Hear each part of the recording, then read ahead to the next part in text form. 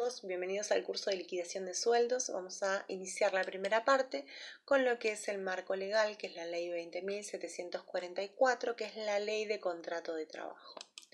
Esta ley tiene su sustento en la Declaración Universal de los Derechos Humanos. Y cuando hablamos de derechos humanos, hablamos de aquellos derechos y libertades fundamentales que tenemos todas las personas por el mero hecho de existir. Estos derechos también van a estar contemplados en la Constitución Nacional y por supuesto en la Ley de Contrato de Trabajo. La Ley de Contrato de Trabajo lo que hace es regular las relaciones jurídicas que se dan entre el empleador y el empleado. Siempre vamos a estar hablando de un trabajo en relación de dependencia. Este trabajo en relación de dependencia es un acuerdo común que se ve reflejado a través del contrato, que puede ser oral o escrito. Generalmente lo común es que sea un contrato escrito donde firman las dos partes. El alcance o la validez de este contrato va a ser en todo el territorio argentino y también en el exterior. Cuando hablamos de capacidad, hablamos de quiénes pueden contratar. Y van a poder contratar las personas mayores de 18 años y también aquellos mayores de 18 años o con 16 años cumplidos, pero siempre y cuando tengan autorización o estén emancipados. También van a poder trabajar las personas de 13 años, pero en empresas familiares y sin que esto afecte a su escolaridad. Después, cuando hablamos de derechos y obligaciones de las partes, en principio, siempre que hablamos de un contrato, hablamos de que las partes van a obrar de buena fe. ¿Qué quiere decir esto? Que nadie va a intentar sacar ventajas sobre la otra parte. Por una parte, al trabajador se le deben ofrecer buenas condiciones de trabajo relacionadas con lo que es la seguridad y la higiene y un buen aprendizaje para organizar, es decir, que van a tener capacitaciones constantes, ya sea dentro de la organización o fuera de ella, para que puedan desempeñar mejor su trabajo. El empleado debe tener un buen comportamiento en el trabajo, aceptar las condiciones de trabajo, que éstas las va a aceptar al momento de firmar el contrato, y puede cuestionar ciertas sanciones que intente aplicar el empleador. Además, el empleador puede modificar o cambiar algunas modalidades de trabajo sin que esto afecte al empleado.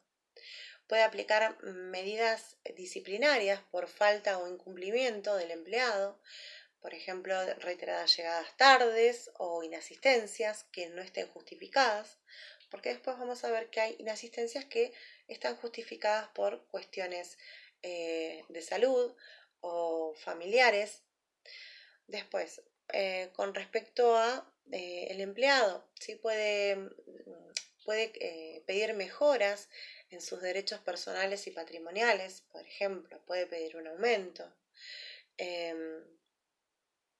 Además, tiene derecho a un trabajo digno y no discriminatorio, es decir, que no puede existir discriminación dentro del ámbito laboral. Y además, tiene derecho a un pago digno establecido por la ley. Después tenemos lo más importante, que abarca lo que es un contrato de trabajo. Con respecto a la jornada, lo que nos dice la ley es que la jornada de trabajo va a durar 8 horas si hablamos de una jornada diurna, y si hablamos de una jornada nocturna, la duración es de 6 horas.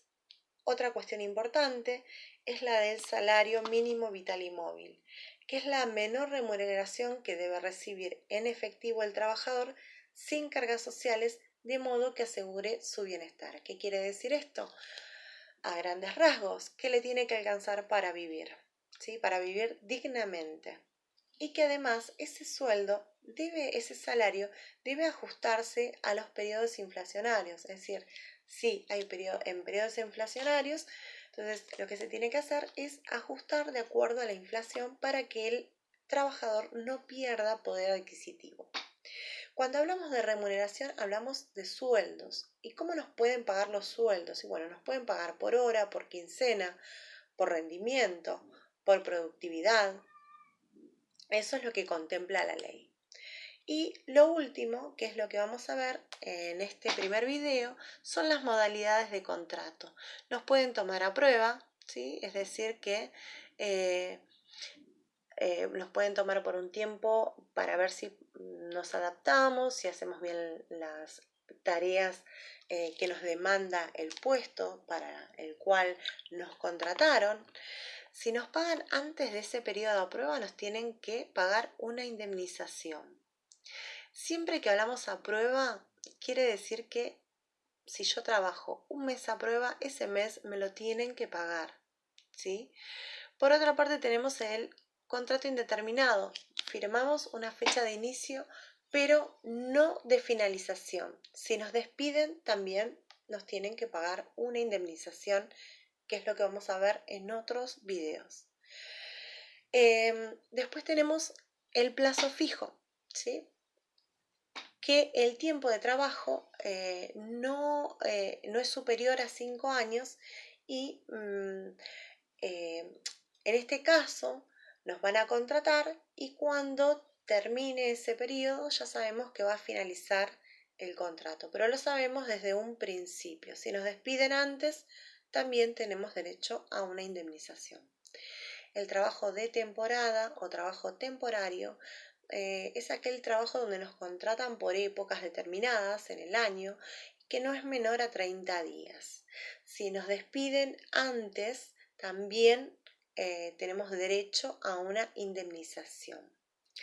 El trabajo eventual es en aquel que nos contratan tal vez para algunos eventos. Por ejemplo, vamos a suponer una camarera que la contratan para diferentes eventos que se realizan, no sé, en Tío Curcio. Entonces sabemos que para determinados eventos nos van a llamar y no tiene una continuidad, sino que finaliza al momento de que finalice el evento.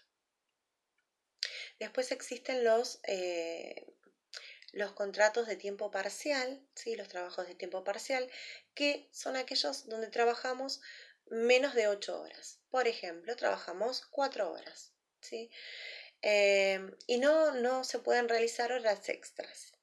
Y finalmente tenemos en equipo, los trabajos en equipo, donde se forman equipos de trabajo y existe una persona que es un delegado y a veces se trabaja a comisión. Esto sucede mucho en lo que son las ventas de obras sociales, donde trabajan en equipos y después las ganancias se las distribuyen entre varias personas.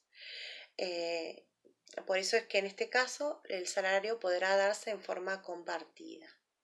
Bien, y esto es la introducción a lo que es la primera parte de liquidación de sueldos, dándoles el marco legal para que ustedes tengan una idea general de cuáles son los derechos y obligaciones que surgen de este contrato de trabajo entre el empleado y el empleador.